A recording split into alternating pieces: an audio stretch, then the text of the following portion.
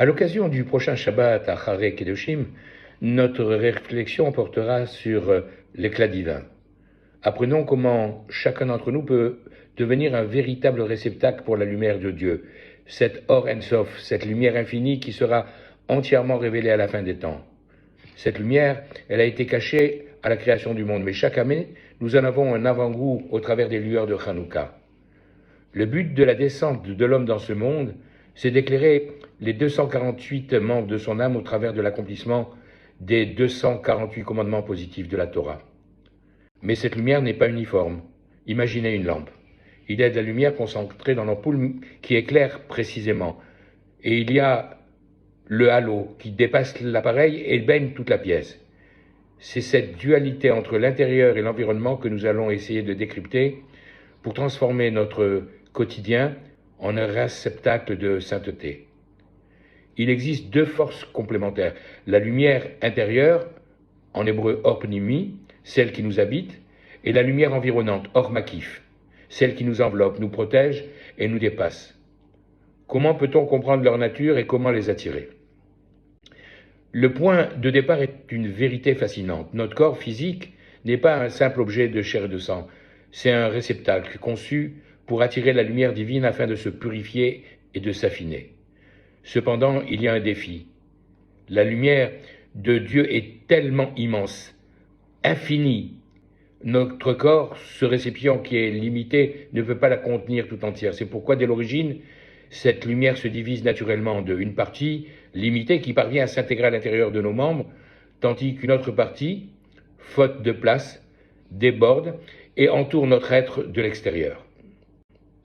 Pour bien comprendre la différence, regardons ce tableau comparatif. D'un côté, le Or Pnimi, la lumière intérieure, limitée et mesurée, elle s'adapte à la capacité de nos organes et de notre intellectuel. Son rôle est de purifier l'intérieur de l'homme. Dans la pratique religieuse, elle correspond au respect strict de la halacha, dans ses limites précises. Cela ne suffit pas, car en se contentant uniquement de suivre scrupuleusement la lettre de la loi, l'homme pourrait malgré tout être détestable, par ses excès pourtant estampillés cachers. De l'autre côté, le Or Makif, la lumière environnante, est infinie, sans limite. Elle dépasse tout ce que nous pouvons comprendre ou ressentir. Elle agit comme un bouclier protecteur sur notre environnement. Nous l'attirons naturellement au travers de notre pratique. Comment ? Par les embellissements, les hidurim, ou les rigueurs personnelles volontaires, les chumrot, qui vont au-delà de la simple obligation. C'est pourquoi la Torah nous demande, au début de cette paracha, « Kedoshim tiyu ki kadosh ani » « Soyez saints, car moi l'Éternel, je suis saint. Sanctifiez-vous en vous limitant même dans ce qui vous est permis. Ainsi vous attirerez le Or Makif. » Pourquoi est-il si vital d'attirer cette lumière environnante, cet Or Makif ?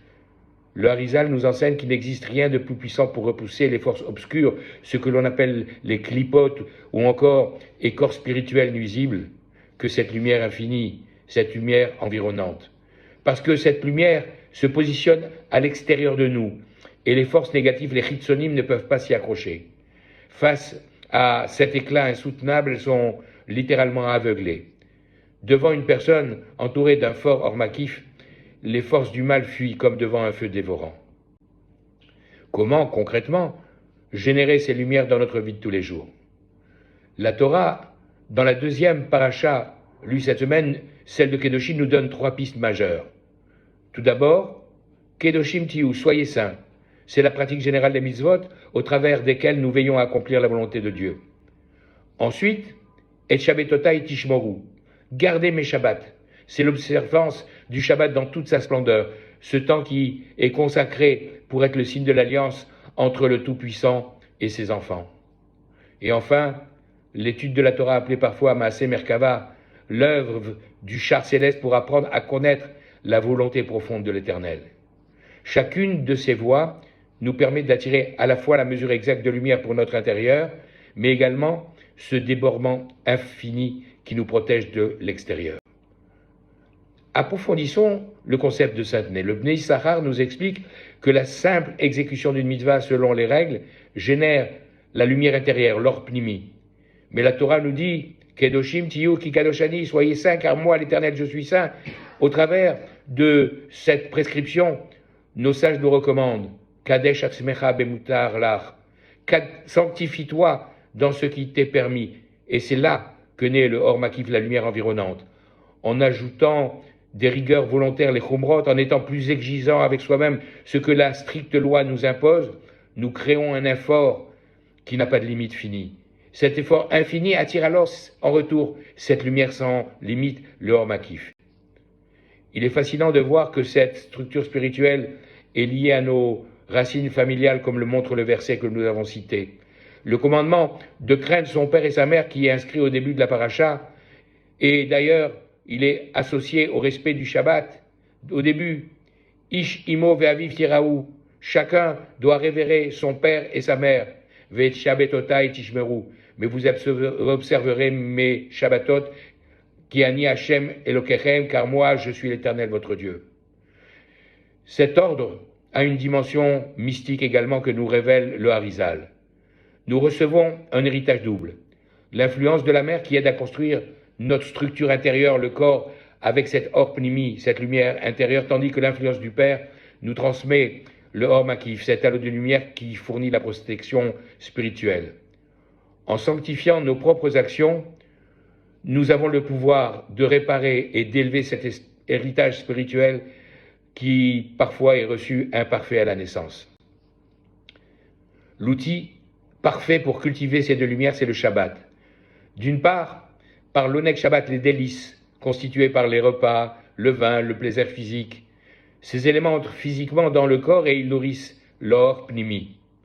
Et également, d'autre part, par le Kavod Shabbat, l'honneur fait au Shabbat. Cela passe par les beaux vêtements que nous portons. Le vêtement ne pénètre pas le corps, il l'enveloppe, et c'est lui qui génère ce Or Makif, une aura qui chasse les jugements sévères, les dinim, les rigueurs, et il agit comme un bouclier de lumière qui rayonne sur notre visage. Même dans notre étude de la Torah, cette dualité existe. Le Rambam compare la Torah à révéler le Talmud, la Halacha, au pain et à la viande qui nous nourrissent. Cette nourriture intellectuelle remplit notre esprit de l'intérieur, c'est le Or Pnimi. À l'inverse, la Torah cachée au travers de la mystique et du Zohar est comparée à une promenade dans le verger, le Pardès. Elle dépasse notre simple logique, elle entoure notre esprit d'une élévation sublime, c'est le Or Makif. L'homme devient alors comme le Aaron HaKodesh, comme l'arche sainte faite de bois pour représenter l'élément humain, mais recouvert à l'intérieur comme à l'extérieur d'or, cette lumière et cette arche. En réalité, l'homme peut ainsi contenir l'étape de la loi. Pour l'illustrer, racontons l'histoire de Yankel, un simple cocher. Il va trouver son maître, le Baal Shem Tov, et lui dit qu'il est accaparé par son activité professionnelle et qu'il a le sentiment de stagner sur le plan spirituel. Le Baal Shem Tov lui dit « Mon fils, suis scrupuleusement mon conseil. Toute la semaine, je sais, tu es absorbé par ton monde matériel. Mais quand arrive le Shabbat, prépare-toi toujours à temps. Et en toutes circonstances, veille à revêtir ton habit spécial pour Shabbat. » Un vendredi après-midi, notre cocher se trouve bloqué dans une forêt glaciale par la tempête. Le soleil va se coucher. Il pourrait essayer de forcer le destin pour rentrer chez lui, mais il choisit de s'arrêter pour ne pas risquer de profaner le Shabbat. Par cette action stricte, il respecte la halakha et attire la lumière intérieure, le Or Pnimi. Mais Yankel décide d'aller plus loin et de suivre la recommandation du Baal Shem Tov. Il descend, il détache ses chevaux, et malgré le froid mortel, sa solitude et les loups qui hantent cette forêt, il ne cherche pas de compromis. Il se sanctifie dans cette épreuve, transformant son arrêt forcé en un acte de dévouement total. Retirant son manteau qui le protège du froid, il revêt ses beaux habits de soie du Shabbat, pour honorer le saint Shabbat comme son rabbi lui a demandé de le faire en toutes circonstances. Lorsque la nuit est tombée, des brigands s'approchent de lui pour attaquer ce voyageur isolé. Mais ils sont aveuglés par la lumière qui se dégage de Yankel. Le Or Makif que diffusent ses habits de Shabbat les aveugle. Ils s'enfuient, criant qu'ils ont devant eux un véritable ange de feu. En mettant ses vêtements de fête dans un moment de danger, Yankel a activé une force immense, la même que celle de Rabbi Shimon Bar Yochai. Vous savez pourquoi Rabbi Shimon Bar Yochai a pu révéler le Zohar alors que ses maîtres et le plus grand d'entre eux, Rabbi Akiva, n'ont pas pu le faire? Le Harizal explique que l'âme de Rabbi Shimon Bar Yochai, était constituée principalement de cet or makiv, de cette lumière environnante. Il possédait cette capacité unique de vêtir les secrets infinis, de telle sorte qu'il repousse les forces impures et qu'il ne se révèle qu'aux âmes les plus méritantes.